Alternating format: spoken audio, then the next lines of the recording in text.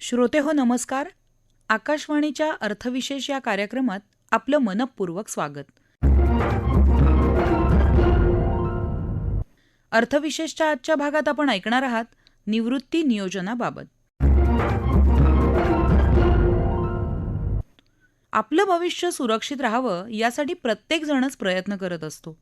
आज भारतीयांचं सरासरी आयुर्मान 69 वर्षांपेक्षा जास्त आहे. म्हणजेच गेल्या 45 वर्षांमध्ये भारतीयांचं सरासरी आयुर्मान हे 20 वर्षांनी वाढलं आहे. वाढत्या आरोग्य सुविधा आणि सुधारतं राहणीमान यांचा सरासरी आयुर्मानावर चांगला परिणाम होत राहतो. येत्या दशकांमध्ये हे सरासरी आयुर्मान आणखी वाढेल अशी अपेक्षा आहे. निवृत्तीनंतर आयुष्याची दुसरी इनिंग चालू होते असाही समज दृढ होतो आहे. स्वाभाविक अशा वेळेस वाढत्या वयाबरोबर आपल्या राहणीमानाचा दर्जा टिकवून ठेवायचा असेल तर निवृत्ती नियोजन अत्यावश्यक आहे. अर्थात निवृत्ती नियोजनाची साधनं निवडताना गुंतवणुकीतला परतावा आणि त्याची सुरक्षितता या दोन्ही पैलूंची काळजी घ्यावी लागते. या दोन्हींचं संतुलन साधलं तर आयुष्याची दुसरी इनिंग सुखासमाधानात व्यतीत करता येऊ शकेल. सध्याच्या काळात निवृत्ती नियोजनासाठी अटल पेन्शन योजना, नॅशनल पेन्शन स्कीम, LICच्या योजना, म्युच्युअल फंड, बँकांचे, गुंतवणूक कंपन्यांचे वेगवेगळे रिटायरमेंट फंड असे विविध पर्याय आज उपलब्ध आहेत. अर्थात गुंतवणुकीचा मार्ग कोणताही असला तरी अंतिमतः त्या माध्यमातून तो निधी भांडवली बाजारात गुंतवला जातो. सरकारी माध्यमांची विश्वासार्हता या बाबतीत अधिक आहे.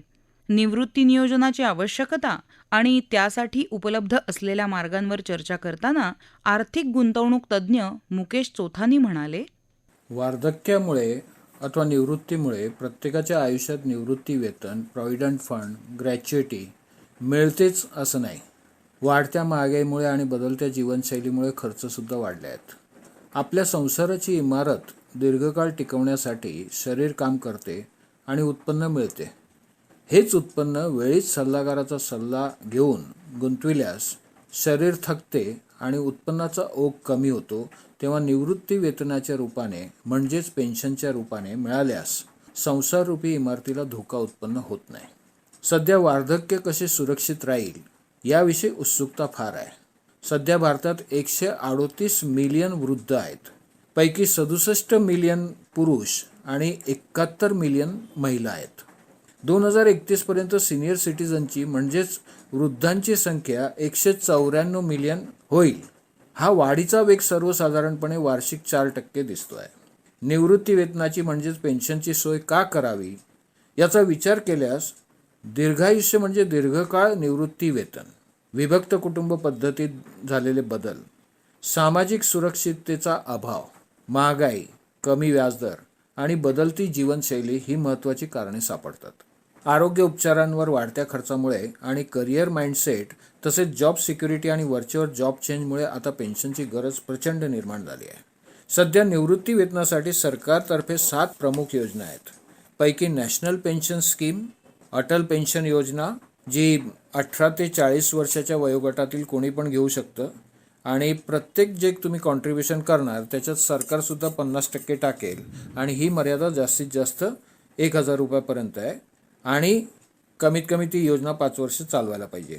20 वर्षानंतर तुम्हाला अटल पेन्शन योजनेत कमीत कमी 1,000 ते 5,000पर्यंत पेन्शन मिळू शकते. 20/8/2019 रोजी प्रधानमंत्री वय वंदन योजना LIC तर्फे चालवण्यात आली. ही ॲश्युअर्ड रिटर्न स्कीम आहे 10 वर्षासाठी. याच्यात मॅक्झिमम 15 लाख रुपये तुम्ही टाकू शकता आणि वयोमर्यादा 60 आहे. 60 नंतर तुम्हाला त्याच्यात पैसे पेन्शनद्वारे मिळतील आणि पॉलिसी टर्म मिनिमम 10 वर्ष आहे आणि गॅरंटेड रिटर्न 8% आहे. याशिवाय एम्प्लॉई पेन्शन स्कीम जी EPFO तर्फे चालवली जाते, वरिष्ठ पेन्शन विमा योजना, याशिवाय post office senior citizen saving scheme ज्यात सध्या 7.4% व्याज आहे. 60 वर्षाच्या वर कोणी पण त्यात पैसे टाकू शकतो आणि 15 लाखाची मॅक्झिमम लिमिट आहे. 5 वर्षासाठी ती योजना आहे. याशिवाय वेगवेगळ्या म्युच्युअल फंडातर्फे रिटायरमेंट बेनिफिट स्कीम उपलब्ध आहेत. त्यात प्रामुख्याने UTI, फ्रँकलिन टेम्पल्टन आणि टाटा तसेच Aditya Birla, ICICI, HDFC, Nippon यांची नावे घेता येतील. नॅशनल पेन्शन स्कीमबद्दल बोलावायचे झाल्यास यात सार्वजनिक आणि खाजगी क्षेत्रातील कोणतीही व्यक्ती खाते उघडू शकते. इन्कम टॅक्स सेक्शन 80 CC मध्ये 50,000 रुपयापर्यंत तुम्हाला कर माफ आहे. म्हणजे 80Cचा 1,50,000 सोडून वेगळे तुम्ही 50,000 टाकू शकता. पगाराच्या जास्तीत जास्त 10% रक्कम यात आपण भरू शकता.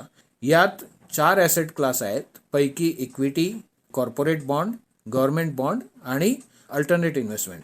परंतु पहिले 3 ॲसेट क्लास जास्त लोकप्रिय आहेत. वयाच्या 60 पर्यंत गुंतवणूक करता येते. 18 ते 60 पर्यंत यात गुंतवणूक करता येते. 10 वर्षानंतर 25% रक्कम काढता येते. मधून पैसे 5 वर्षाच्या अंतराने काढता येतात, परंतु ते जास्तीत जास्त 3 वेळा. मुदत संपल्यानंतर 60% रक्कम आपल्याला घेता येते, परंतु ती टॅक्सेबल राहील आणि कमीत कमी 40% रकमेवर पेन्शन घ्यावे लागेल, ज्याला आपण ॲन्युइटी म्हणतो, आणि ही ॲन्युइटी तुमची टॅक्सेबल असेल. NPSमध्ये सध्या 7 पेन्शन फंड मॅनेजर आहेत. Aditya Birla, HDFC, ICICI Prudential, Kotak Mahindra, LIC pension fund, SBI pension fund आणि UTI पेन्शन फंड. PFRD तर्फे लवकरच 3 नवीन पेन्शन फंड येणार आहेत, त्यापैकी एक्सिस, टाटा आणि मॅक्स लाईफ. गेल्या 8 वर्षात NPSमध्ये सरासरी 10 ते 10.5% रिटर्न सुटते आहे. आपण पेन्शन फंड निवडताना कोणत्या ॲसेट क्लासमध्ये आहोत ते नक्की करावे, कारण त्या पद्धतीने तुमचं NPSचे रिटर्न तुम्हाला भेटतील. आता हे जे ॲसेट, आपण कोणत्या गटात आहोत, आपण ॲग्रेसिव्ह आहोत का मॉडरेट आहोत का कन्झर्वेटिव्ह आहोत का सुपर सेफमध्ये आहोत, त्या हिशोबाने तुम्ही अगोदर स्वतः नक्की करा की मी कोणत्या गटात आहे. सारासार विचार करून डोळे पूर्ण उघडे ठेवून अति लाभ न बघता जोखीम लक्षात घेऊन पेन्शन फंड निवडावा, जेणेकरून वार्धक्य सुरक्षित आणि सुखमय असेल. सध्याच्या वातावरणात 2 पर्याय घ्यावे, जेणेकरून दरमहा उत्पन्न तर मिळेलच, शिवाय दुसऱ्या पर्यायाद्वारे भांडवल वृद्धीचा लाभ पण होऊ शकतो. आपल्या पश्चात वारसदारांना त्रास होणार नाही यासाठी वारसदार अवश्य नेमावे. मृत्यूपत्र बनवले नसल्यास ते नक्की बनवावे, ज्याला आपण विल म्हणतो. वृद्धापकाळात आपला अनुभव नवीन पिढीला देण्याचा प्रयत्न करावा. समाजहितासाठी वेळ द्यावा. जगाला बदलण्याच्या भानगडीत न पडता स्वतःला बदलावे. वृद्धापकाळात मनाने श्रीमंत व्हावे, आनंदी राहावे. सल्लागाराच्या सल्ल्याने वृद्धापकाळ सुखाचा करावा, हीच नम्र विनंती. निवृत्ती नियोजन हे प्रदीर्घ कालावधीकरिता केले जाते. म्हणूनच निवृत्ती नियोजनाकरिता सरकारी साधनांवर लोकांचा जास्त विश्वास आहे. त्यातही भारतीय गुंतवणूक विश्वात LICचे महत्त्व अनन्यसाधारण आहे. मध्यम वर्गातल्या अनेकांची गुंतवणुकीशी ओळख होते तीच मुळी LIC पॉलिसीच्या माध्यमातून. पेन्शन मिळवण्याकरता LICच्या अनेक योजना सध्या कार्यान्वित आहेत. या योजनांची माहिती देताना भारतीय आयुर्विमा महामंडळाचे 30 वर्षांचा अनुभव असलेले एजंट अभय कुलकर्णी म्हणाले, प्रधानमंत्री वय वंदन योजना या योजनेसाठी कमीत कमी वयाची अट 60 वर्ष पूर्ण झालेली असली पाहिजे. कमीत कमी गुंतवणुकीची रक्कम 1,62,162 रुपये असून महिना 1,000 रुपये कमीत कमी पेन्शन मिळू शकते. 15 लाख रुपये आपण जास्तीत जास्त गुंतवू शकतो आणि महिन्याला 9,250 रुपये आपल्याला पेन्शन पुढची 10 वर्ष गॅरंटेड LIC ऑफ इंडिया देते. 7.4% हा व्याजदर 10 वर्ष आपल्याला निश्चित मिळतो. 10 वर्षानंतर आपण जर हयात असू तर आपल्याला गुंतवलेली रक्कम परत देण्यात येते आणि 10 वर्षाच्या आत दुर्दैवाने मृत्यू झाल्यास वारसास गुंतवलेली रक्कम परत देण्यात येते. जीवन अक्षय म्हणजे कमी न होणारी. वय वर्ष 30 ते 100 या वयोगटातली कुठलीही व्यक्ती या योजनेमध्ये पैसे गुंतवू शकते. आयुष्यभर नियमित पेन्शन देणारी योजना आहे. दर महिन्यास 5.4% आणि वर्षाला घेतल्यास 5.75% पेन्शन LIC ऑफ इंडिया देते. यात आपण कितीही रक्कम गुंतवू शकतो, त्याला मर्यादा नाही. यातले 2 पर्याय जे आहेत ते सगळ्यात महत्त्वाचे आहेत पेन्शनमधले. एक आहे F म्हणजे रिटर्न ऑफ परचेस प्राईज, म्हणजे मी जिवंत आहे तोपर्यंत मला आयुष्यभर पेन्शन मिळेल आणि दुर्दैवाने माझा मृत्यू झाल्यास मी गुंतवलेली रक्कम माझ्या नॉमिनीला परत देण्यात येते. आणि दुसरा आहे तो J, तो सगळ्यात चांगला ऑप्शन आहे की joint life with return of purchase price, म्हणजे नवरा बायको किंवा मुलगा आणि वडील, मुलगी आई अशी जर तुम्ही जॉईंट योजना घेतलीत तर पहिल्याचा दुर्दैवाने जर मृत्यू झाला तरी दुसऱ्याला आयुष्यभर तेच pension LIC of India continue करते आणि दुसऱ्याचा पण जर दुर्दैवाने मृत्यू झाला तर त्याच्यानंतर जी गुंतवलेली रक्कम असते ती नॉमिनी जो असतो त्याला आपण परत देतो. तिसरी अशीच LICची योजना आहे जीवनशांती, ज्याच्यात वयोमर्यादा आहे 30 ते 79. याच्यात पण आपण एकदाच फक्त प्रीमियम भरायचं आहे. पण याच्यात मला पेन्शन मी ठरवू शकतो कधी पाहिजे. म्हणजे 1 वर्षापासून ते 12 वर्षापर्यंत मी विलंबित पेन्शन ऑप्शन घेऊ शकतो. आज एखाद्याचं वय उदाहरणार्थ 45 वर्ष आहे आणि त्याच्याकडे आज 25 लाख रुपये आहेत आणि त्याला असं वाटतं की 10 वर्षानंतर मला 55व्या वर्षी पेन्शन पाहिजे. आज त्यांनी 25 लाख रुपये LICत गुंतवले आणि 10 वर्ष त्यांनी काहीच इंटरेस्ट किंवा पेन्शन घेतला नाही, तर 10 वर्षानंतर त्याला 20,310 रुपये दरमहा पेन्शन LIC देईल आणि ते 55 वर्षापासून त्याला 100 वर्षापर्यंत मिळत राहील. मध्ये कधीही त्याचा दुर्दैवाने मृत्यू झाल्यास गुंतवलेले 25 लाख रुपये प्लस 5% ॲडिशनल 1.25 लाख रुपये ॲडिशनल त्याचा जो कोणी नॉमिनी किंवा वारस आहे त्याला देण्यात येते. आणि शेवटची आयुष्यभर नियमित करमुक्त उत्पन्न देणारी योजना LICची जीवन उमंग अशी आहे, ज्याच्यात वयोमर्यादा 90 दिवसापासून ते 55 वर्षापर्यंत आहे आणि प्रीमियम याच्यात आपल्याला 15 वर्ष, 20 वर्ष, 25 वर्ष किंवा 30 वर्ष भरायचं आहे. याच्यात सगळ्यात फायदेशीर वयोगट जो आहे तो वयोगट आहे 15 ते 55.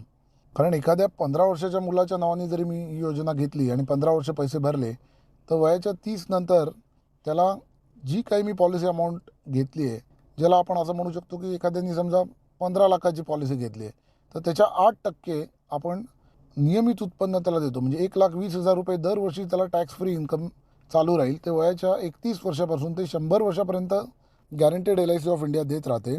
त्याच्यामध्ये फायदा असा आहे की आज निश्चित उत्पन्नाची कुठेही फ्युचरमध्ये हमी नाही आहे.